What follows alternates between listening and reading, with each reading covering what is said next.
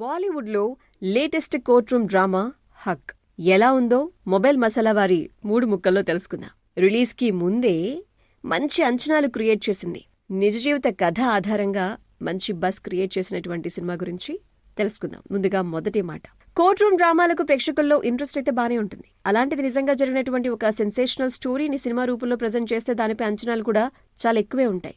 హక్ అందుకని cinema release కి ముందే ట్రైలర్ కూడా ప్రేక్షకుల్లో భారీ అంచనాలు క్రియేట్ చేయగలిగింది అని చెప్పాలి. ఒక మహిళ తనకు భర్త వల్ల జరిగినటువంటి అవమానం, అన్యాయాన్ని ఎదురించేందుకు సమాజం, మతం అడ్డుగా ఉన్నా కూడా పోరాటం నిజంగా ఎంత గొప్పగా చేసింది అనేటువంటి విషయం అభినందనీయం. నెంబర్ 2, ఈ సినిమాలో చాలా సీన్స్ ఇప్పటి తరానికి కూడా తెలియనివి కావటం, కేవలం కోర్టు ఇచ్చినటువంటి సెన్సేషనల్ తీరుపైన అవగాహన ఉండటంతో అంతకుముందు జరిగినటువంటి సన్నివేశాలను ప్రజెంట్ చేసినటువంటి తీరు కూడా బాగుంటుంది. యామి గౌతమ్ బాధితురాలుగా నటించినటువంటి తీరైతే గనక సూపర్ అని చెప్పాలి.